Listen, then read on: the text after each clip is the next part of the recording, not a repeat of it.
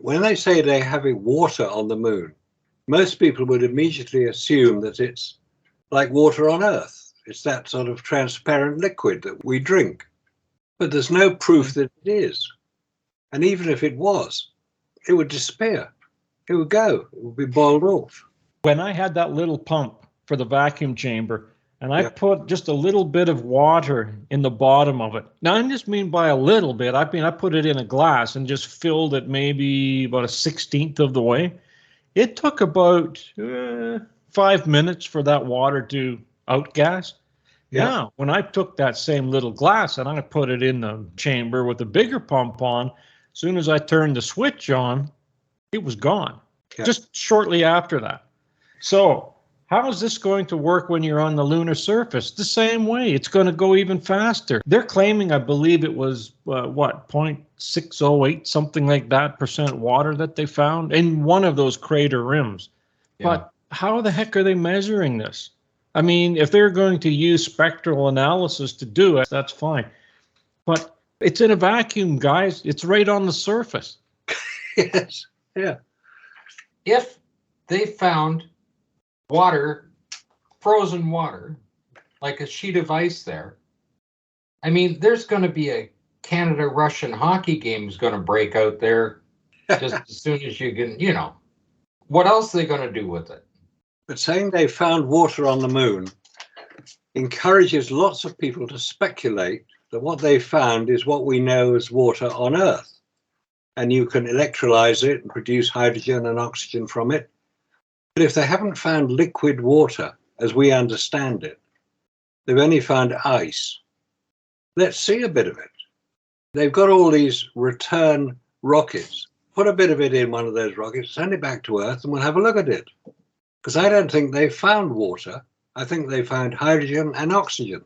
If they make the assumption that hydrogen and oxygen combined make water, which they do, H2O, it's pretty routine stuff. But that's not what they found on the moon. They found hydrogen and oxygen, isotopes, separate, which is not water. If you take a look at the landing of the Chandler 3 there from India, and you're looking at that stuff, they show the rover coming down off their little lander, right? They show their little animation and everything else, right? And you take a look at the sun angles on that. They're supposed to be on the South Pole. The sun's at least 45 degrees in the air, 45-degree angle to the shadow. And they're supposed to be on the South Pole. And if it's at a 45-degree angle, there isn't going to be any bloody water there. And if it is tucked away in the ground, that ground will radiate down. Like you get 250 degrees on the surface. Yes, there's no atmosphere, but the ground's going to heat up. Yeah, it does. And it's going to heat up down to a pretty good depth as well when you have that kind of temperature. Well, I think they're being very optimistic about it all. I don't see it as being particularly relevant because nobody's proved it yet. All they've said is, oh, we found water on the moon. Well, if they have, let's see it. Take a picture of it. You've got the craft there to take pictures. Show us a picture. Well, they show us pretty good animation. Here's what they're showing for a picture. I just wanted to show the sun angle here of them on the South Pole in this image. You can see the little rover here, and that's the angle of the sun coming off it. If that's the South Pole, there's no water anywhere there. They got little videos and stuff like that. It's all animation. All of it's animation. The bell housing of the rocket engines are coming down, and then it has little retros that come out and tip it over, and then it lands on its feet sideways so that it can detach. So it can put their little rover on the ground and eject it out of there, right? Because if it was standing up on top of the bell housings, they wouldn't be able to do that. It was too high off the ground. This is what I'm talking about here. There's the area where every time they draw one of these little loops here, this is where the shadow is, and that's where they're claiming the water is. Here, here, here, here, here, here, and there. Yeah, and the sun angle is going to change to the opposite direction that they claim are in shadows. When you go from a full moon to a new moon, and the far side is lit up. Yeah, in fact, those pictures show the sun angle at the time they took that image. And its sun angle is quite high. Maybe the studio effects wouldn't pick it up at that low angle of light. They had to put it higher, or artistic liberties being taken on filming it, right? I think that's about right. Yeah. Or maybe some of the people creating the animation hadn't worked out the actual sun angles. They'd assumed that the sun angle would be where it is so it could illustrate what they were trying to show better. That's right. Now we're back to Apollo. They made sure they so-called were landing for optimum shadow effect. And then because they were shooting here, all of a sudden you hit Apollo 17 and it's almost vertical within the next magazine right after lunch. I mean, they stopped, had lunch, come back, and the shadow's just a little tiny thing sitting there. They had the same problem with that. And that happens when you're shooting outside on the Earth, right? Yep. You only have so many hours of the day. Yes, you've got to come back when it's dried out a bit after dawn. The dew is there. Oh, well, the flag. They had to change that bloody flag up. It's too wet. Just unbelievable. I hope our viewers understand we have looked at this for so long. Everything is just ridiculous. But it's being recorded as history. Well, they're desperate to record it as history because they have to maintain the fiction that humans have landed on the moon. But they can't prove it. When we come up with objections, as we do quite regularly, we don't come up with objections, we just ask questions, as any skeptic might do. We could be considered skeptics, but we just ask the question, where is the answer to this particular problem? How do you use photographic film in a vacuum? It's a straightforward question. We're told the moon has a vacuum, quite a hard vacuum, much harder than anything here on Earth. And we know that photographic film is at the very least damaged in a vacuum. The color balance is shot to pieces, as we've demonstrated with a relatively low vacuum. So on a hard vacuum, you would expect color balance to be completely out of the question, but it's not. These 5,771 images taken allegedly on the lunar surface by the 12 named astronauts don't show any color balance problems. They show lovely full spectrum color images. How is that when photographic film is damaged in a vacuum, and specifically color film is damaged in a vacuum? We're told it was special film. Okay, well, what's special about it? How did it maintain the color balance? They don't even know. Well, it doesn't matter what they've done with the film. The emulsion is exactly the same. Yeah. It can't even be synthesized, that particular emulsion. And that is curiosity how they came up with it in the first place. They claim this is not animation. This is the actual footage. All right. Okay. Yeah. I've seen that footage. Yeah. That must But have then took you forever. see if you're on the South Pole, That must here have we're back to the sun angle again. Yeah, we must have took forever for that door to come down, because you see how the door's time lapsed. Then it goes back to normal speed and the rover just kind of goes off there. But the landing, where did the landing go? They showed it coming down, tipped over. Those two probes got released. Where is it? Well, it doesn't tip over then, that's for sure. It just comes down, lands, lets its cargo out. I don't have any problem with any of this, seriously. I mean, it's about time they finally got something there. I mean, it's 2023 for crying out loud. This particular piece of equipment here that they're showing in the diagrams on this are not the piece that was in that animation. No, Not it was for just sure. a little skinny thing, engine on the bottom, the legs are out one side, retro's on that side, pushed it over, and down it comes. And then it comes the thing. Nothing to do with any of this equipment. Yeah, and it's moving quite fast across the surface. If it hit doing that sort of speed, it would tip over. But the one we were watching, it comes down like this, stops, and then this little puff of gas comes out. It tips over on its side, and then the two probes go out from it. But I don't see this thing rolling over on its side. No, this is a Anywhere. completely different machine. Well, here's the machine inside while they're building it. Yeah, and that's the one in the black and white one that matches. Where's the machine that releases those two probes? Oh, this isn't it. That's not the same craft. No, the one she was showing wasn't the same. No, none of them. I still can't get over the Atari animation. This is 1980s, my friend. Dear, oh dear. That show of Randy's got 1,215 hours, something like that. Yeah, there's comments from people I've never seen before all over that one. Oh, that's interesting. Yeah. Yeah. See, it seemed to get a lot of views very fast, that film. Then you have the normal guys in there, and one new guy that put about 15 or 20 comments in a row. Hasn't got a clue what he's talking about, but he's there. Well, it's nice that he's commenting. Maybe by watching it, he'll learn a bit. Our viewers really need to hear our opinions on just how much we have to put up with. But from the comments? Yeah. Living through the comments is part of the process that we go through. Occasionally, the comments can be quite helpful. Not often, but they can be. It's just that because what we do is challenge people's belief. We challenge their belief in what they believe. So they have confirmation bias. Everything that they hear that confirms what they believe is okay.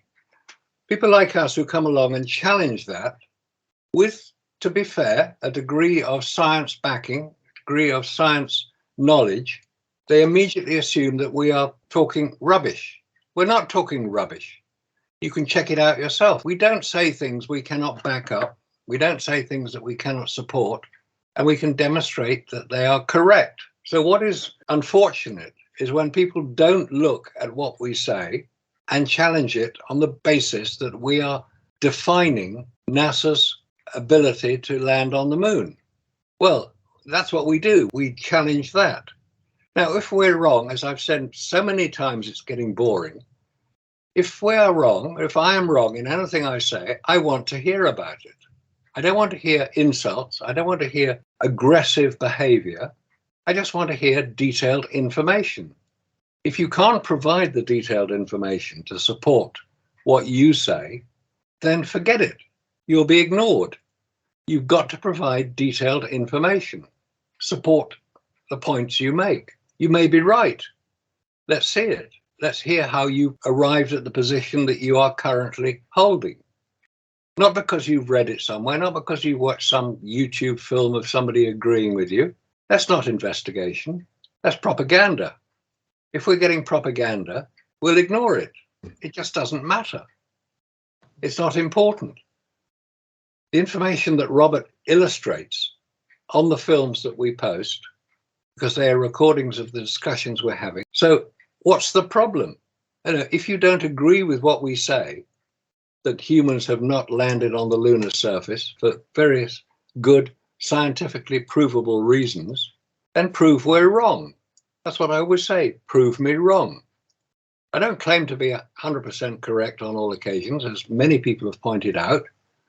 I make mistakes, everybody makes mistakes. Do you make mistakes in what you're saying? You people who attack us? Then let's hear about it. Let's hear what we've done wrong. Let's see where we can go right. When people say such things, and they'll come up with excuses, for example, we never post the data. Where can we find the data? How come you don't put it in the links? How come you don't post it in the description box? So they'll say, well, you haven't posted it in the description box. And I'll say, yes, but I have posted it in the video. I put the very first page of the document in the video. It has all the numbers on it. All you have to do is go into Google, type those numbers in, and the PDF will pop up for you. So they expect us to do the work for them too now? Yeah, and then Peter Poop comes along and he says, well, he's one of the members, longer time members of the Bertie Bunch. So he comes up and he says, well, Marcus and Randy, they didn't have any links or any evidence to say that India had to ask NASA for permission to land on the moon. And I went onto Google yesterday with Scott and I looked at it and I'm going, well, that's interesting because there it is. I asked ChatGPT just for the fun of it. And I have a screenshot of it, which I'll be posting on this part too. That's a very good point. It's a very good way to do it, because if people post such things about our discussions, and that discussion I had with Randy, that was only one part of it. There's more to come. So look forward to that, guys. And there's more information there. They attack us for not doing something that they don't do themselves. They never post the links to the corrections that they are claiming they're making. They don't do that. They just say we're wrong. No, we're not wrong. We're actually correct. And we have the evidence to back it up. These people that have the proof, if they're going to do the research and do the proof, we'll invite them on the show. Yeah, that's a good point. They come on the show. Don't attack us from a sideline. Don't be like McKeegan and Simon Dan and all those guys that just take cheap pot shots at us and run away like cowards. I understand McKeegan's got one out. And Dave, if you're watching this, I mean, you don't even know who I am yet. You got it wrong the first time. You didn't have a clue. And you still don't have a clue. And apparently he's made another video recently on us. Yeah. And he's not even on topic with what we were discussing, because we were talking about the inventions and technical achievements that NASA had that would get them to the moon, right? But I said they're not available on the commercial market. So I guess he just Googled his Google University, that's where he's going to, and he comes up with, oh, what NASA's inventions were. Well, we don't give a shit. Memory foam doesn't get you to the moon. I'm sorry. And if he's that stupid to not even understand the topic that we're discussing, because he doesn't know who we are yet. And I know Dave's listening. He's going to watch the video and he's just going to go apeshit. I mean, the man hasn't even handled a film camera.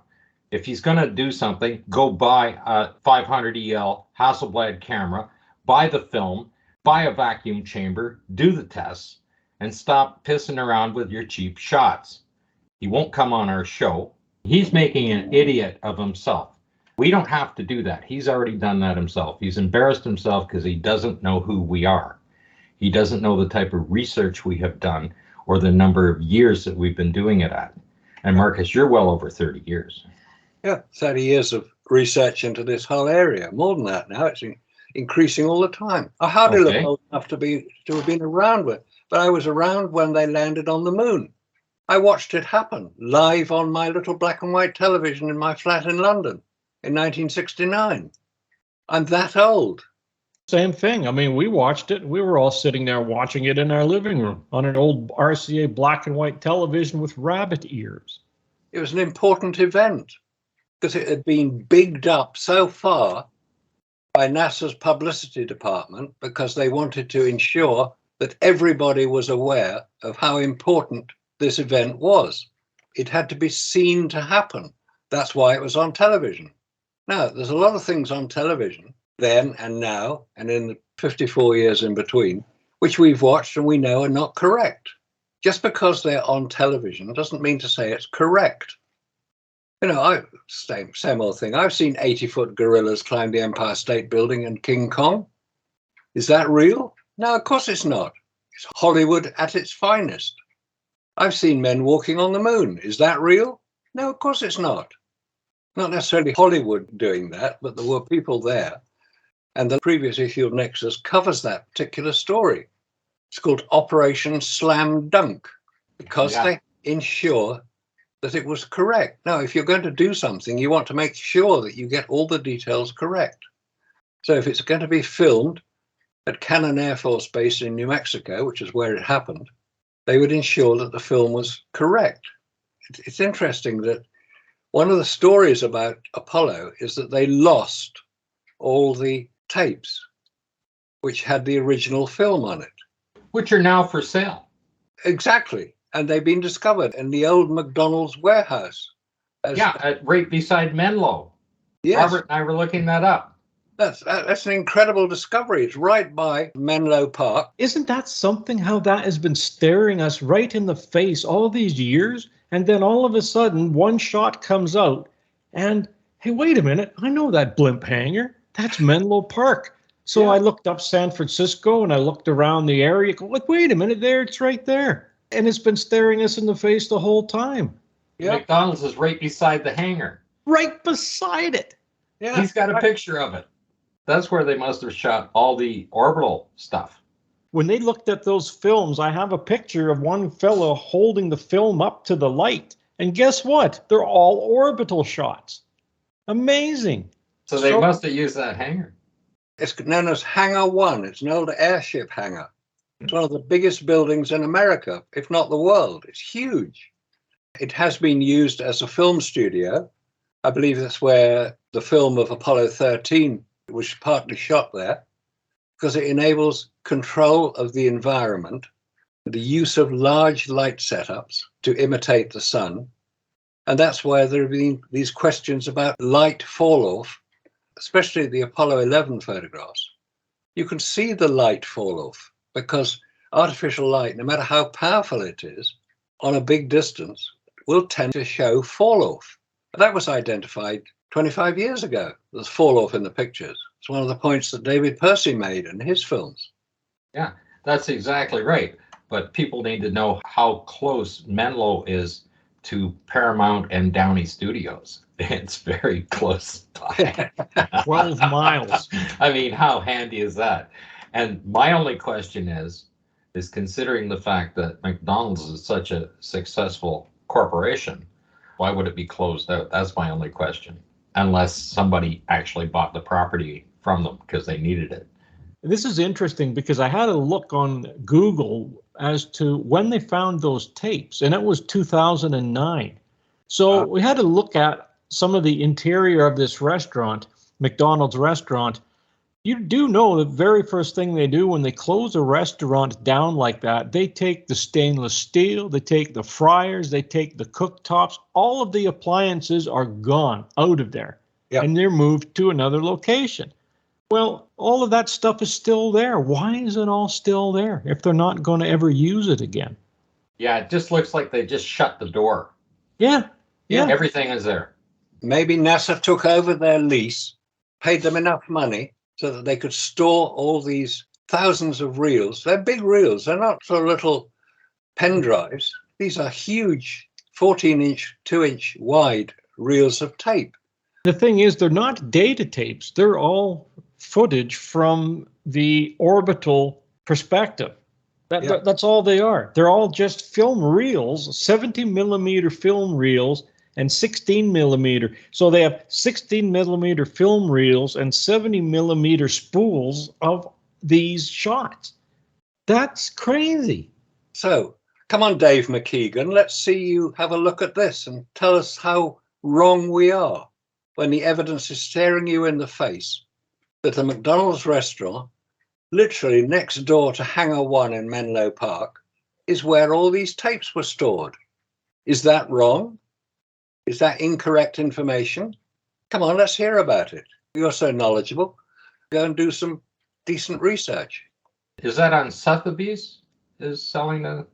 Well, what I found interesting there, they're putting them up. They're already claiming they'll catch about $2 million for these 3 tapes, right? There's a nice shot there. Yeah, it's a good one. And there's the inside. There's the tapes. All the equipment's still there. See? Yeah. Look at them. Look at this reels and reels of tape. Incredible. And it's just sitting in a disused McDonald's restaurant. Why is it there? There's all the equipment, the stainless steel, the equipment, the fryers, the ovens, the heaters. Everything are there. It's all there. Yeah. Why don't they take these out? I used to do electrical in restaurants, and we used to move the equipment around. Very first thing that got taken out of there was all these appliances because they didn't want them destroyed, ruined, or wrecked in the renovation. Or if they're taking the restaurant down, selling it to somebody else, the first thing that goes. They'll get stolen too, by the way, very quickly. Is there any equipment available today that can play those tapes?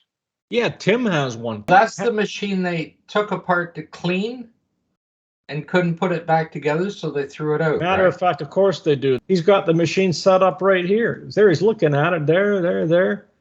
There's one of the machines that plays the data tapes right here. So you can't say that they didn't have the machine to look at the data tapes. These are data tapes.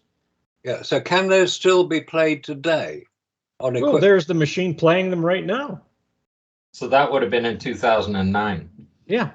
And then they claimed that they only had one machine. They took it apart to clean it, and they couldn't get it to work, so they threw it out. Rubbish. That was the claim. And then when I was talking to Tim, he says, I got one of those machines.